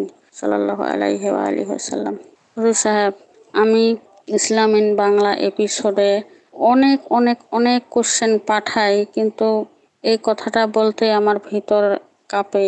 হ্যাঁ, কিন্তু কোশ্চেন আপনাকে হয়তো দেয় না, আর মাসাইলে জিন্দেগিতে কোশ্চেন করার সঙ্গে সঙ্গে আমি 6-7 দিন পরে ইনশাআল্লাহ উত্তর পেয়ে যাই। আপনার দিনের মেহনতে আল্লাহ আপনাকে ভালো রাখুক। হুজুর, এই কোশ্চেনটি মাসাইলে জিন্দেগিতে দিলাম, আমার কোশ্চেন হচ্ছে, এই এক এপিসোডে এক দর্শক ভাই না বোন কোশ্চেন করেছিল মনে নেই, কিন্তু আপনি জিয়ারতে আশুরা পড়ার জন্য আপনাকে বলেছিল, তো আপনি নিজে মুখে ওই এপিসোডে 853 না কতটা এপিসোড আপনার ওই নিজে বলা জিয়ারতে আশুরা আমি সবসময় শুনি। তো এখন আপনার মুখ থেকে শোনার ইচ্ছা যে আপনি ওই হিরজে আবুদে জানা আপনি এটা নিজে মুখে বলবেন এবং আর সূরা কাসাসের ফজিলত বলবেন। এই কোশ্চেনটি মাসাইলে জিন্দেগিতে দিলাম। আসসালামু আলাইকুম ওয়া রাহমাতুল্লাহি ওয়া বারাকাতুহু। ওয়া আলাইকুম আসসালাম ওয়া রাহমাতুল্লাহি ওয়া বারাকাতুহু। প্রিয় বোন, প্রিয় আপা, প্রশ্নের মাধ্যমে মাসাইলে জিন্দেগি বাংলা অনুষ্ঠানকে সহযোগিতা করার জন্য ধন্যবাদ জানাই।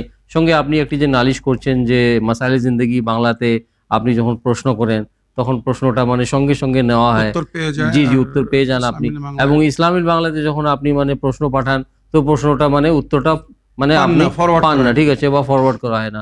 তো এরকম তো হতে পারে না। হয়তো আপনি আমাদের পুরোনো যেটা ল্যান্ডলাইন ছিল ওই ল্যান্ডলাইনে হয়তো প্রশ্ন করার জন্য আমাদের ওই ল্যান্ডলাইনটা এখন ইনঅ্যাক্টিভ করে দেওয়া হয়েছে। তো আপনি যদি সেম নাম্বারে, যেটা স্ক্রিনের নাম্বার তলে দেওয়া হচ্ছে মানে সম্পূর্ণ প্রোগ্রামে ফার্স্ট টু লাস্ট, ওই হোয়াটসঅ্যাপ নাম্বারে আপনি প্রশ্ন করুন উভয় অনুষ্ঠানে, ইসলামিক বাংলা, মাসাইলে জিন্দেগি বাংলা। তথাপিও যদি কোনো টেকনিক্যাল প্রবলেম থাকে, আমাদের যেটা কনসার্ন ডিপার্টমেন্টের সঙ্গে ইনশাল্লাহ আমরা আলোচনা করব। মৌলানা সাহেব, আপনি কি উত্তর দিবেন? ওয়ালাইকুম আসসালাম রহমতুল্লাহ বারাকাত। আমার প্রিয় বোন, আপনার ভয়েসমেল শুনে আমি খুব আহত বা দুঃখিত। আমার সামনে এমন কোনো আপনার প্রশ্ন আসেনি যার আমি উত্তর দিইনি। যদি আমাকে প্রশ্ন ফরওয়ার্ড না করা হয় তা আমি কি করে উত্তর দেব, এক নম্বর।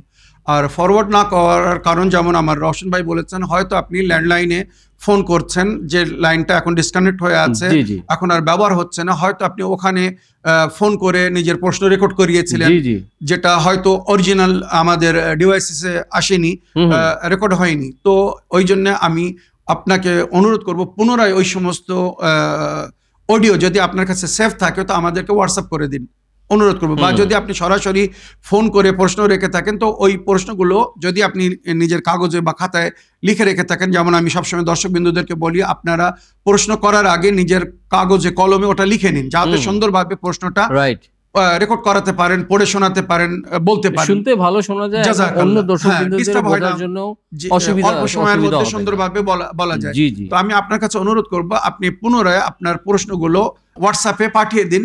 আমার কাছে যদি ফরওয়ার্ড করে দেওয়া হয়, অবশ্যই আপনার প্রশ্নে আমি উত্তর দেব। তবে অনেক সময় কিছু প্রশ্নকে ইগনোর করা হয়, তার কারণ হয়তো প্রশ্নের মধ্যে এমন কিছু জিনিস জিজ্ঞাসা করা হয় যেটা আমরা টিভিতে বলতে সক্ষম নয়, ঠিক ঠিক টিভিতে বলা যায় না। অনেক এমন প্রশ্ন আসছে, আমি এগুলো টিভিতে বলতে পারছে না। তবে যদি কারোর প্রশ্নের উত্তর 15 দিন, 10 থেকে 15 দিনের মধ্যে না পান, তো তখন আমি অনুরোধ করব আপনারা প্রশ্ন রিপিট পাঠান, যে এই প্রশ্নের উত্তর দেওয়া হয়নি কেন বা উত্তর পাইনি কেন। তো সেখানে হয়তো আপনাকে মেসেজ করে বলা হবে যে কোনো টেকনিক্যাল প্রবলেম ছিল বা কোনো অসুবিধা ছিল প্রশ্নের মধ্যে, ওই জন্য আপনার প্রশ্ন আমরা নিতে পারিনি। তো আমি ক্ষমা চাই। এবারে আপনার দাবি ছিল বা দাবি, আজকের এপিসোডে দুটো জিনিস আপনি চেয়েছেন, এক হিরসে আবু দুজানা, আর দ্বিতীয় সূরা কাসাসের ফজিলত বা ব্যাখ্যা। আমার প্রিয় বোন, উভয় জিনিসটা বিস্তারিত মনে রাখবেন। হিরসে আবু দুজানা বড় একটা দোয়া বা হিরস, যেটা নবী করিম সাল্লাল্লাহু আলাইহি ওয়াসাল্লাম জানাবে আবু দুজানাকে লিখে দিয়েছিলেন। তো ওটা যদি আমি পড়ে শোনাতে চাই, এর জন্য অনেক সময়ের প্রয়োজন আছে। ওইরূপ সূরা কাসাসের যদি আমি বিবরণ বলতে চাই, তাফসিল বলতে চাই, ফজিলত বলতে চাই, বা সূরা কাসাসের ব্যাখ্যা করতে চাই, তো অনেক সময়ের প্রয়োজন। তাই আমি আপনার কাছে অনুরোধ করব, আপনি উভয় জিনিসের সম্পর্কে জানার জন্য ইসলামিক বাংলায় প্রশ্ন রাখুন, যাতে আমি ওখানে শান্তিপূর্ণভাবে হিরসে আবু দুজানা আপনাকে পড়ে শুনিয়ে দেবো, প্লাস সূরা কাসাসেরও ইনশাআল্লাহ ব্যাখ্যা করব বা তার ফজিলত বা বরকত বয়ান করব। কিছু মনে করবেন না। প্রিয় দর্শকবৃন্দ, আসুন আরেকটি অডিও মেসেজ প্লে করি, দেখি কার কি প্রশ্ন। আসসালামু আলাইকুম। আমার প্রিয় ভাইজান শেখ সাব্বির রেজা ও রওশন ভাইজানকেও আমার দরুদ ও সালাম। আশা করি আপনারা ভালো আছেন, সুস্থ আছেন। ভালো থাকুন, সুস্থ থাকুন। আল্লাহ রব্বুল আলামিন আপনাদের সবসময় সুস্থ রাখুক, ভালো রাখুক। আর যেভাবে আমাদেরকে শিক্ষা দিচ্ছেন, আল্লাহ রব্বুল আলামিন আপনাদের এই নেক কাজে আরও বৃদ্ধি করিয়া দিক। আল্লাহ আপনাদের ইচ্ছা মনোকামনাকে পুরো করিয়া দিক। আমার প্রিয় ভাইজান, সূরা লাইলাতুল কদর, এই লাইলাতুল কদর কখন, কোথায়, আর এর ফজিলত কি?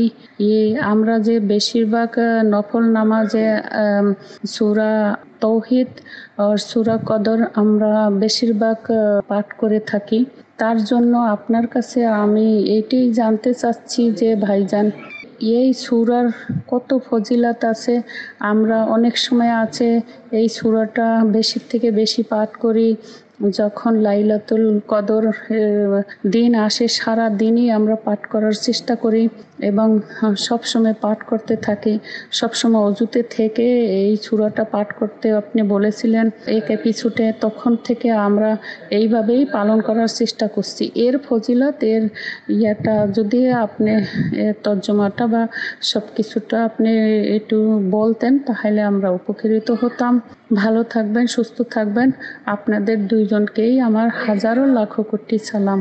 আল্লাহ হাফেজ, ফি মানিল্লাহ। ওয়া আলাইকুম আসসালাম ওয়া রাহমাতুল্লাহি ওয়া বারাকাতুহু। প্রিয় আপা বা প্রিয় বোন, দোয়ায় স্মরণে রাখার জন্য এবং প্রশ্নের মাধ্যমে মাসাইল জিন্দেগি বাংলা অনুষ্ঠানকে সহযোগিতা করার জন্য অন্তর থেকে ধন্যবাদ জানাই। আশা করি আপনি এইভাবে আপনার প্রশ্নের মাধ্যমে উভয় অনুষ্ঠান মাসাইল জিন্দেগি বাংলা এবং ইসলামিক বাংলাকে সহযোগিতা করতে থাকবেন। প্রিয় আপার নিয়মিত দর্শক প্রশ্ন যে সূরা কদর, সূরা কদরের বা বরকত বা জি জি জি বিবরণ জানতে চাচ্ছেন, ব্যাখ্যা জানতে চাচ্ছেন। ওয়ালাইকুম আসসালাম ওয়া রাহমাতুল্লাহি ওয়া বারাকাতুহু। আমার প্রিয় আপামনি, আপনার ভয়েসমেলের জন্য এবং সুন্দর একটি বিষয় জানার প্রশ্ন রাখার জন্য আপনাকে ধন্যবাদ জানাই। তবে খুব দুঃখের সঙ্গে বলছি, কিছু মনে করবেন না, আমাদের এপিসোডের সময় আজ শেষ হয়ে এসেছে। হয়তো আমি বিস্তারিত ভাবে এই সূরার ফজিলত বা এই সূরা কি জন্য পড়ি, কি জন্য পড়তে বলা হয়েছে, এর ব্যাকগ্রাউন্ড কি, হয়তো আমি সব বলতে সক্ষম হব না। তবে অল্প সময়ের মধ্যে যতটুকু বলা সম্ভব বলে দিচ্ছি। তবে এ বিষয়ে আরও যদি বিস্তারিত আপনি জানতে চান তো সেম প্রশ্ন আপনি ইসলামিক বাংলায় রাখুন, ইনশাল্লাহ আমি বিস্তারিতভাবে উল্লেখ করব। এবারে আমি সূরা কদরের সারাংশ বলছি। সূরা কদর, সূরা ইন্না আনজালনাহু ফি লাইলাতুল কদর বর্তমান যে কোরআনে তালিকা বা সূচিপত্র হিসেবে, তারতিব হিসেবে 97 নম্বর সূরা রশন ভাই। আর তারতিবে নুজুল মানে অবতীর্ণ হিসেবে এটা পবিত্র কোরআনের 25 নম্বর সূরা, যে সূরাটি মক্কায় নাজিল হয়েছিল এই সূরাটি। আর 30 পারা এই সূরা। আর এই সূরার মধ্যে 5টি আয়াত আছে, 30টি শব্দ ব্যবহার হয়েছে, 114টি অক্ষর ব্যবহার হয়েছে এই সূরার মধ্যে। আর এই সূরার বড় গুণ এবং ফজিলত বয়ান হয়েছে। নবী করিম সাল্লাল্লাহু আলাইহি ওয়াসাল্লাম একসময় নিজের সাহাবাদেরকে বলছিলেন যে অন্য নবীর উম্মতরা হাজার হাজার বছর ইবাদত করে আল্লাহর নিকটতম হয়েছে। তখন নবীর উম্মত সাহাবারা জিজ্ঞাসা করলেন, আয় আল্লাহর নবী, আমাদের তো এখন বয়স 1000 বছর হয় না, আমরা 60-70 খুব বেশি 80 বছর বয়স, তো আমরা ওই স্থান কি করে উপলব্ধি করব যে স্থান অন্য নবীর উম্মতরা উপলব্ধি করেছে? তখন আল্লাহ তরফ থেকে এই সূরা অবতীর্ণ করা হয় যে আয় আমার নবী, আপনার উম্মতকে বলে দিন অন্য নবীর উম্মতরা 1000 বছর উপাসনা করে যে স্থান লাভ করেছে, আপনার উম্মত এক রাত্রের ইবাদতে সেই স্থান লাভ করতে পারে। লাইলাতুল কদর, লাইলাতুল কদরে খায়রুম মিন আলফি শাহর, এক রাত 1000 মাসের চেয়ে উত্তম বলা হয়েছে। 1000 মাস মানে 83 বছর।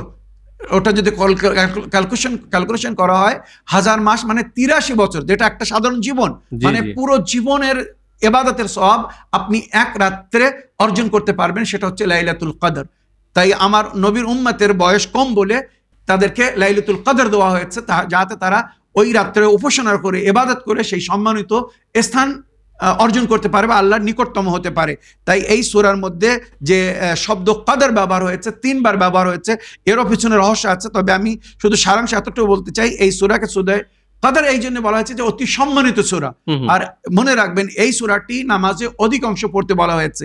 দুটি সূরা প্রতি নামাজে পড়তে বলা হয়েছে, যদি সম্ভব হয় প্রতি নামাজে 2টি সূরা পড়তে বলা হয়েছে। এক সূরা আলাম তো অনিবার্য পড়তেই হবে। দ্বিতীয় সূরা যেটা পড়তে বলা হয়েছে, তো প্রথম রেখাতে সূরা আলহাম পড়ার পরে সূরা ইন্না আনজালনা, আর দ্বিতীয় রেখাতে সূরা আলহাম পড়ার পরে সূরা কুল হুয়াল্লাহু আহাদ পড়তে বলা হয়েছে। নবী পড়তেন, মাসুমিনরা পড়তেন।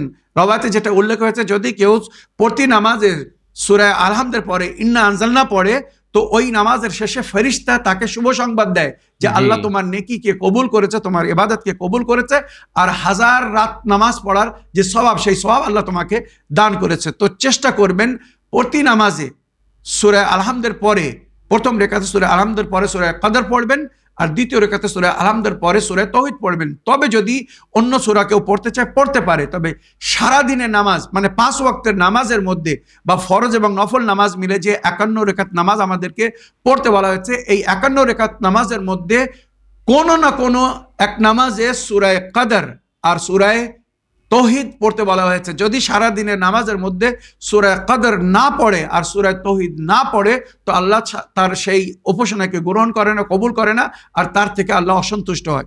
নামাজ হয়তো হয়ে যাবে বিনা সূরা কদর পড়ে, বিনা সূরা কুল আল্লাহ হাত পড়ে, কিন্তু আল্লাহ যেটাকে পছন্দ করেছেন সেটা হচ্ছে সূরা কদর, ইন্না আনজালনাহু ফি লাইলাতিল কদর, আর দ্বিতীয় সূরা হচ্ছে সূরা তাওহীদ, আল্লাহর ঐক্যতার যেটা আমরা সাক্ষী দেই। তো সূরা কদরের এইভাবে ফজিলত জিকির হয়েছে।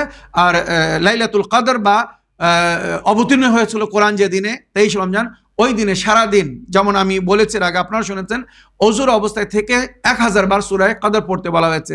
যদি কেউ 1000 বার সূরা কদর পড়ে, তার মানে সে 1000 বছর ইবাদতের সওয়াব পাবে। রশন ভাই চিন্তা করুন কত ফজিলত এই সূরার। 1000 বার সূরা কদর যদি কেউ পড়ে, তো 1000 বছর আল্লাহর উপাসনা ইবাদত করার সওয়াব পাবে। তো আমার প্রিয় আপা মনি, এই সময়ের সংকটের কারণে যতটুকু বললাম আশা করি আপনি বুঝতে পেরেছেন। এছাড়া আরো যদি বিস্তারিত জানতে চান তো ইনশাআল্লাহ ইসলাম ইন বাংলায় প্রশ্ন রাখবেন, আমি আরো বিস্তারিত এই সূরার বরকত ও ফজিলত আলোচনা করব, বা নবী করিম সাল্লাল্লাহু আলাইহি ওয়াসাল্লামের বা আহলে বাইতের থেকে যে রওয়ায়াতগুলো বর্ণিত হয়েছে এই সূরার ফজিলতে আমি জিকির করব ইনশাআল্লাহ। তো প্রিয় মাওলানা সাহেব, অনেক অনেক ধন্যবাদ, অন্তর থেকে আপনারও ধন্যবাদ জানাই যে আপনি আমাদের সকল দর্শকবৃন্দদের প্রশ্নের উত্তর কোরআন ও হাদিস ও আহলে বাইত আলাইহিমুসসালামের শিক্ষার আলোকে দিয়েছেন। আশা করি আগামী অনুষ্ঠানেও আমাদের সকল নিয়মিত দর্শক বা নতুন দর্শকবৃন্দদের প্রশ্নের উত্তর মানে সেম পদ্ধতিতে দেওয়ার জন্য আপনি চেষ্টা করবেন। অবশ্যই রশন ভাই, আল্লাহ রাব্বুল আলামিন আমাদের দুই ভাইকে নেক তৌফিক দান করুন এবং নেক হায়াত দান করুন, আমরা যেন এইভাবে দিনের খেদমত করতে পারি। আপনাদের কাছেও অনুরোধ করব আপনারা আমাদেরকে দোয়াতে স্মরণে রাখবেন এবং আল্লাহর কাছে দোয়া করবেন আমরা যেন শত্রুর আঘাত থেকে মুক্তিতে থেকে এইভাবে সুস্থ থেকে আল্লাহর দিনের খেদমত করতে পারি বা আপনাদের প্রশ্নের উত্তর দিতে পারি, যেটা বাস্তবে আমরা নিজেদের উপরে কৃতজ্ঞ করছি। আপনাদের প্রশ্নের উত্তর দিয়ে আপনাদেরকে উপকৃত করছি, কিন্তু বাস্তবে আমরা নিজেরা কৃতজ্ঞ করছি নিজের উপরে, কারণ এর যে সওয়াব, এর যে রিওয়ার্ড পাবো পরকালে হয়তো সেটা আমরা ধারণাও করতে পারছি না। তাই আপনাদের কাছে অনুরোধ, আমরা উত্তর দিয়ে আপনাদেরকে সহযোগিতা করছি, তার আগে আপনারা প্রশ্নের মাধ্যমে আমাদের অনুষ্ঠানকে সহযোগিতা করুন, উভয় অনুষ্ঠানকে, ইসলাম ইন বাংলা এবং মাসাইলে জিন্দেগি বাংলাকে। অবশেষে আরো একবার আপনাদের সকলকে নবী করিম সাল্লাল্লাহু আলাইহি ওয়াসাল্লামের শুভ জন্মদিবস এবং ইমামে জাফর সাদিক আলাইহিস সালামের শুভ জন্মদিন উপলক্ষে আন্তরিক অভিনন্দন ও মোবারকবাদ জানাই। প্রিয় নবী করিম সাল্লাল্লাহু আলাইহি ওয়া আলিহি ওয়াসাল্লাম এবং আমাদের ষষ্ঠম ইমাম জাফর সাদিক আলাইহিস সালামের শুভ জন্মদিবস উপলক্ষে অগ্রিম আপনাদের সকলকে মোবারকবাদ জানাই। আশা করি আগামী অনুষ্ঠানে নতুন নতুন প্রশ্ন নিয়ে, দৈনিক জীবনের মাসলা মাসাইল নিয়ে আপনাদের সকলের সঙ্গে আবার সাক্ষাৎ হবে। তো এই বলে আজকের অনুষ্ঠান শেষ করার জন্য অনুমতি চাই। শুকরিয়া ও ধন্যবাদ। সালামুন আলাইকুম ওয়া রাহমাতুল্লাহি ওয়া বারাকাতুহু। بربي جل الله ما في قلبي غير الله لا إله إلا الله محمد رسول